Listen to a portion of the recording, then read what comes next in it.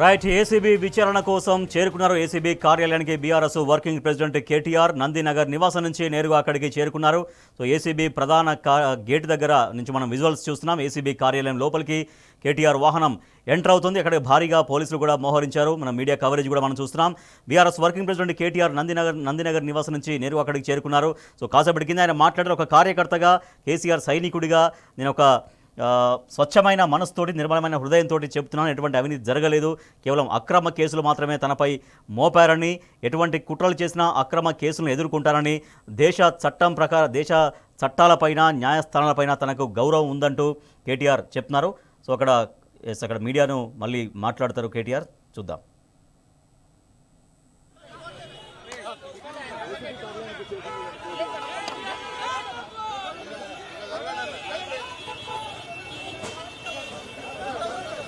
చేరుకున్నారు. లోపలికి వెహికల్ వెళ్తోంది. న్యాయవాది సమక్షంలో విచారణ జరపడం కోసం హైకోర్టు అనుమతించిన నేపథ్యంలో ఇవాళ ఏసీబీ విచారణకు హాజరవుతున్నారు కేటీఆర్. అక్కడి నుంచి మా క్రైమ్ రిపోర్టర్ భాస్కర్ ఉన్నారు. మరింత సమాచారం. భాస్కర్, అక్కడికి చేరుకున్నారు కేటీఆర్. సో విచారణ ఇప్పుడు పోగానే స్టార్ట్ అవుతుందా? ఇప్పుడు విచారణ అధికారులు ఎవరెవరుగా ఉంటున్నారు అక్కడ? కొద్దిసేపటి క్రితమే ఏసీబీ కార్యాలయానికి రోడ్డు ద్వారా రోడ్లోకి ఎంటర్ అయ్యారు. మరి కాసేపట్లో లోపలికి వెళ్తారు కేటీఆర్ వెంట మాజీ అడిషనల్ అడ్వకేట్ జనరల్ రాజేంద్రరావుతో పాటు కేటీఆర్ విచారణకు హాజరవుతున్నారు. విచారణ సందర్భంగా ఆయన ఏసీబీ అధికారులు అడిగినటువంటి అన్ని ప్రశ్నలకు సమాధానం చెప్పడానికి రెడీగా ఉన్నారు. ముందుగానే ఆయన ఏవైతే చెప్పారో ఆ విషయాలన్నింటినీ కూడా ఆయన ఏవైతే చెప్పుకుంటూ వచ్చారో చాలా వేదికల మీద చాలా క్లియర్ గా ఆయన విషయాలు చెప్పారు. ఇది చాలా క్లియర్ అయినటువంటి విషయం, ఎక్కడ తప్పు జరగలేదు, చిక్కుకోక జరగలేదు.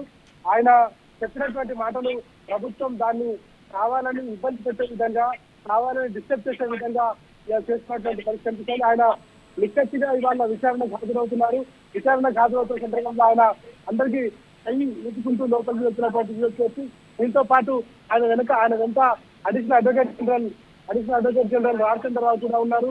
ఆయన విచారణకు నేరుగా ఏసీబీ కార్యాలయం చేరుకున్నారు. ఏసీబీ కార్యాలయంలో ప్రస్తుతం ఆయనతో పాటు అడ్వకేట్ రాజేంద్రరావు, అదేవిధంగా ఏసీబీ అధికారులు 4వ ఫ్లోర్ లో ఈ విచారణ జరుగుతుంది. విచారణ సందర్భంగా ఆయన పూర్తిగా తన దగ్గర ఉన్నటువంటి విషయాలను ఇప్పటికే చెప్తున్నారు. ఆ విషయాలతో పాటు ఇంకా ఏమైనా అడిషనల్ ఇన్ఫర్మేషన్ కావాలన్నా చెప్తామని ఆయన క్లియర్ గా చెప్తున్నటువంటి నేపథ్యంలో ఎట్టి పరిస్థితుల్లో దీంట్లో క్విట్ జరగలేదు, ఎట్టి పరిస్థితుల్లో ఎవరికి స్వలాభం చేసే విధంగా దీంట్లో క్విట్ ప్రోకో జరగలేదు, ఎట్టి పరిస్థితుల్లో ఎవరికి స్వలాభం చేసే విధంగా జరగలేదు. కేవలం హైదరాబాద్ బ్రాండ్ను, ఇమేజ్ను పెంచే విధంగా ఎక్కడో డెవలప్డ్ కంట్రీస్లో ఉన్నటువంటి ఈ రేసింగ్ను హైదరాబాద్ తీసుకొచ్చి దేశంలో ఎక్కడ లేని విధంగా హైదరాబాద్లో ఈ రేసింగ్ను చేయించడం, దాని ద్వారా అనేక రకాల పెట్టుబడులను హైదరాబాద్ నగరానికి తీసుకురావడం, తద్వారా తెలంగాణను డెవలప్ చేయడానికి ఆయన చేసినటువంటి కృషిగా చాలా రకాలుగా అనేక కథనాలు కూడా, జాతీయ అంతర్జాతీయ కథనాలు కూడా వచ్చాయి. వీటన్నింటినీ కూడా ఆయన సందర్భంగా చెప్తారు. ఏసీబీ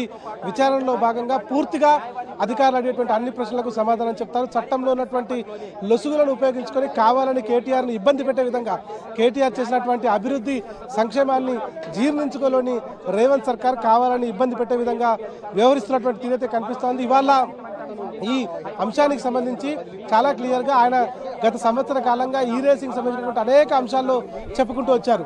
ఇది చాలా క్లియర్గా ఎక్కడి నుంచి ఎక్కడికి వచ్చింది, ఏం జరిగింది, నిధులు ఎటొచ్చాయి, ఎవరికి ఇచ్చారు, ఇదంతా కూడా హెచ్ఎండిఏ, ఎంయూఏడి డిపార్ట్మెంట్ సంబంధించినటువంటి మొత్తం వ్యవహారాన్ని కూడా ఆయన క్లియర్గా చెప్పుకుంటూ వచ్చినటువంటి పరిస్థితి కనిపిస్తోంది. ఈ నేపథ్యంలో చాలా క్లియర్గా ఆయన మొదటి నుంచి ఉన్నటువంటి దాన్ని అంతటి కూడా బహిరంగ చేశారు. ప్రభుత్వం దగ్గర ఉన్నటువంటి అన్ని ఫైల్స్ ఏవైతే ఉంటాయో, అన్ని లావాదేవీలకు సంబంధించినటువంటి అంశాలు ఉంటాయి కాబట్టి వాటిని వాళ్ళు చూసుకోవాల్సినటువంటి అవసరం కూడా ఉంటుంది. కానీ ఇక్కడ ఏదో జరిగిందనేటువంటి న్యూసెన్స్ క్రియేట్ చేయడానికి, ఎట్టి పరిస్థితుల్లో కేటీఆర్ను అరెస్ట్ చేసి తప్పుడు కేసులో జైల్లో పెట్టడానికి ఇవాళ రాష్ట్ర ప్రభుత్వం పుడుకుంది. అధికారుల అండదండలతో, అధికారులను తమకు నచ్చినటువంటి అధికారుల అండదండలతో ఈ ప్రక్రియను కొనసాగిస్తున్నారు. రాష్ట్రంలో కాంగ్రెస్ ప్రభుత్వం వచ్చినప్పటి నుంచి మొదటగా ఫోన్ ట్యాపింగ్ వ్యవహారం, ఆ తర్వాత లగచర్లకు సంబంధించినటువంటి వ్యవహారం, ఆ తర్వాత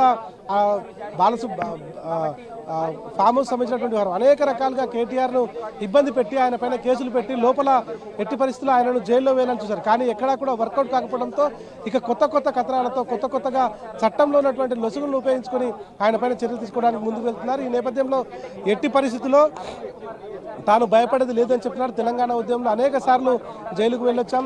తెలంగాణ తీసుకొచ్చినటువంటి ముఖ్యమంత్రిగా ఉన్నటువంటి కేసీఆర్, తెలంగాణ రాష్ట్ర సాధకుడిగా ఉన్నటువంటి కేసీఆర్ కొడుకుగా కేటీఆర్ ఖచ్చితంగా తప్పుడు కేసులను ఎదుర్కొంటారు. అవసరమైతే మీరు పెట్టే తప్పుడు కేసులకు అవసరమైతే జైలుకు వెళ్ళొస్తాను. కానీ నిజం నిలకడగా తెలుస్తుంది. మీరు ఎన్ని ఇబ్బందులు పెట్టినా ఎన్ని చేసినా ఎట్టి పరిస్థితుల్లో చట్టం పైన గౌరవం ఉంది, న్యాయస్థానాలపైన గౌరవం ఉంది. కాబట్టి దాని ద్వారా మేము న్యాయం చేసుకోవడానికి ఖచ్చితంగా ముందుకు వెళ్తామని చెప్తున్నారు. ఈ నేపథ్యంలోనే ఇవాళ నందినగర్ నుంచి బయలుదేరినటువంటి కేటీఆర్ కొద్దిసేపటి క్రితమే ఏసీబీ కేసు విచారణలో భాగంగా అవినీతి నిరోధక శాఖలో అయినటువంటి హెడ్ ఆఫీస్ బంజారాస్ కార్యాలయం చేరుకున్నారు. మరి కాసేపట్లో ఆయన విచారణ మొదలు కాబోతుంది. తరుణ్ జోష్తో పాటు ఇతర ఉన్నతాధికారులందరూ కూడా ఈ విచారణలో పాల్గొంటారు.